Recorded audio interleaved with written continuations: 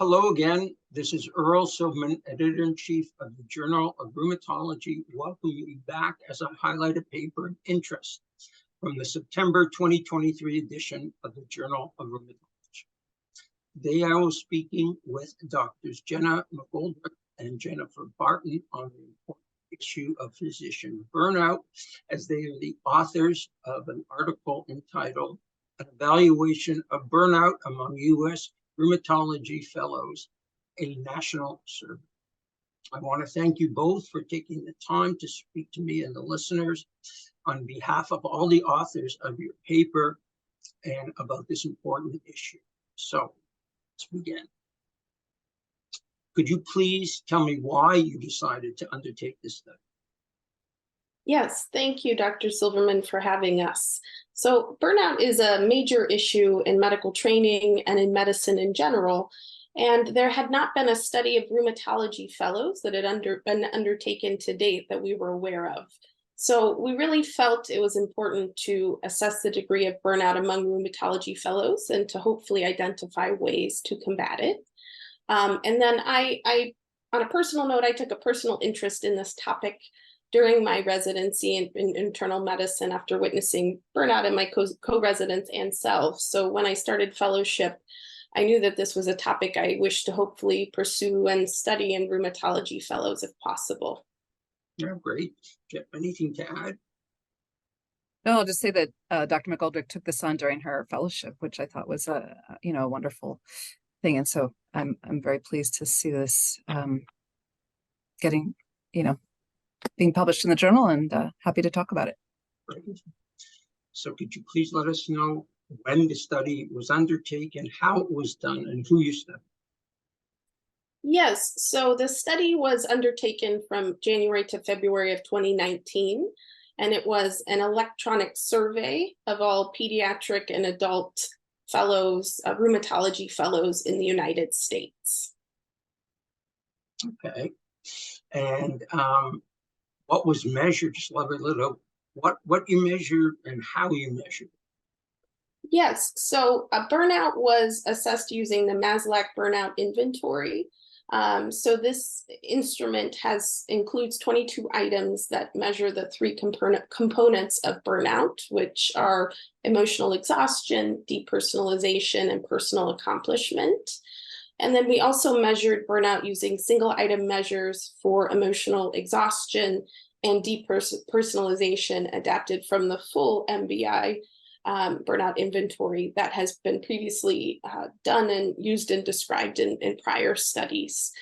And a high emotional exhaustion or depersonalization score on the MBI was considered when a person or respondent marked a frequency of once a week or more often, and thus were categorized as burned out.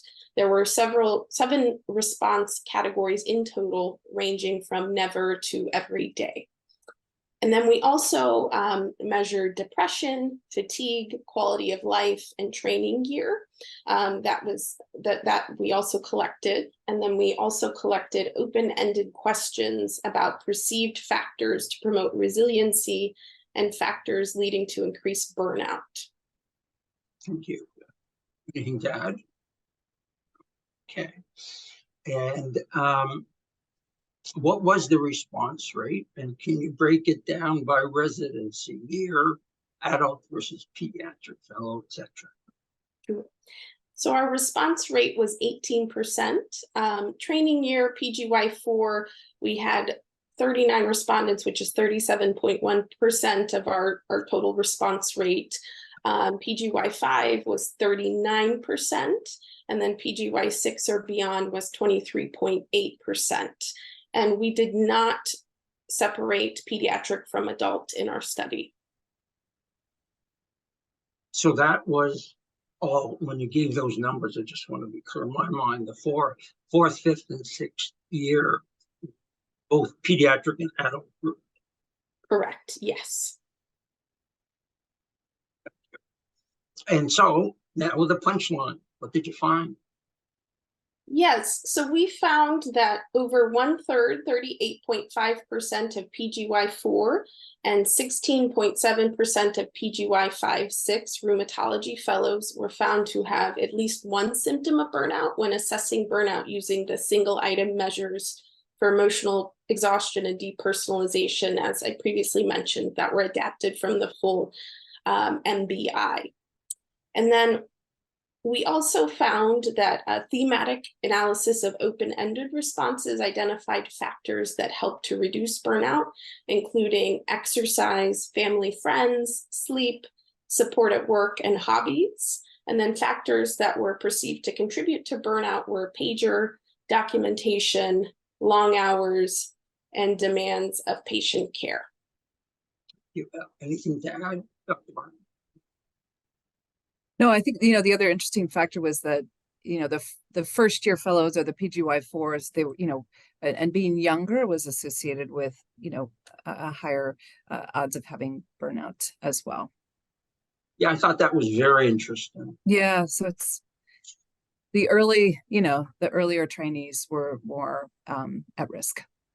Right. And so if I remember right, this was, you were saying about then 6 months into, or so, January, February, 6, that'd be month 7 and 8 of the rheumatology. So maybe we do a good job of preventing burnout in the 5th and 6th year. We can be optimistic, right? We can be. We should be. Yes.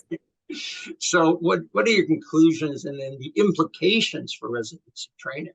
Which is important. Yeah. So really among PGY4 fellows, over 1/3 or 38.5% met criteria for burnout. And then additionally, 12.8% screened positive for depression and 51.3% reported high levels of fatigue. Early training level and younger age among respondents were associated with worsened levels of fatigue, quality of life, and burnout. So we propose that it might be helpful or beneficial to really target this group for interventions in that PGY4 or first year of fellowship. Okay. And then anything you want to add that we might have missed? Yeah, so we really felt our open-ended responses were illuminating, and they highlighted certain elements particularly problematic for worsening burnout, such as documentation, long hours, and scholarship, including expectation for research and oral presentations. And then really the identified factors leading to reduced burnouts were largely factors outside of medicine, including family and friends, sleep, exercise, hobbies. Some fellows emphasize that support from colleagues as well as superiors served as an important factor as well to reduce burnout. Yeah, Jennifer. I think the one thing a couple of things, this was done in 2019. So I think it's important to highlight this is all pre-pandemic. And we've seen throughout the pandemic worsening rates of burnout. So I think that's one thing to highlight.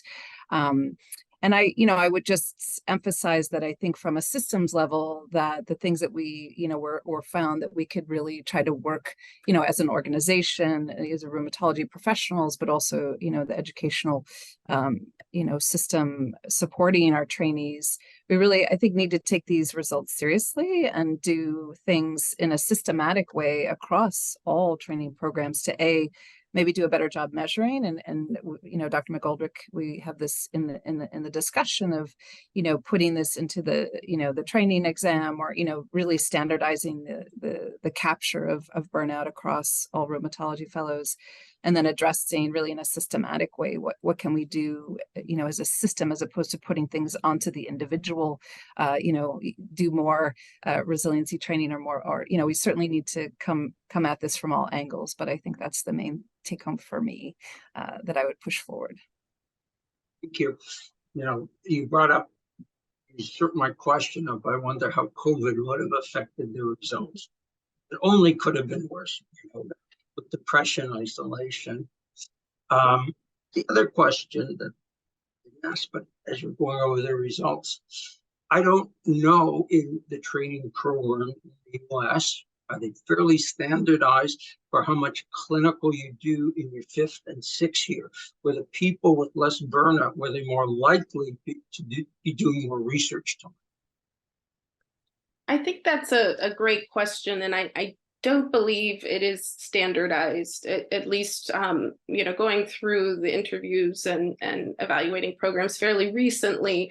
There was some were completely balanced between 1st year and 2nd year. Some were very heavy clinical 1st year and then majority research 2nd year, but it did vary. And I think that's a great question and something that could definitely be a future, study to see if that impacts. Thank you. And as usual, study leads to more and more questions. And I think that really was a great start. Hopefully you'll continue to pursue it. It is an important issue. Mm-hmm. We all went through it. We know of burnout, and as staff, we have our own issues to deal with. And maybe if we do it as trainees, we'll be better adapted as we move on to it. And it is striking depression. And I think it is something that as a medical profession, we overlook within ourselves. Mm-hmm. Anyway, great, thank you. So I want to thank you both, Drs. Jennifer McGoldrick and Jenna McGoldrick. I apologize. See, I always have to stumble over one thing. And Jennifer Barton for taking the time to review the findings of their paper and the implications for fellowship training. To our viewers and listeners, please read the entire manuscript and evaluation of burnout among U.S. Rheumatology Fellows and National Survey. And there is an accompanying editorial entitled Addressing Rheumatology Resident Wellbeing is Critical to the Rheumatology Workforce and the Care of Our Patients. That's pretty direct. By Drs. Dana Jerome and Alan Zhao from the Division of Rheumatology, University of Toronto, Canada. Both of these articles are now available on the journal's website at jrheum.org, and they have appeared in the September print edition of the journal. I want to thank you for joining us and hope everyone join us next month when I'll speak to the author or authors of another article of interest from the October 2023 edition. And I would love to hear any comments either on Twitter at jrheum or by email at manuscripts@jrheum.org.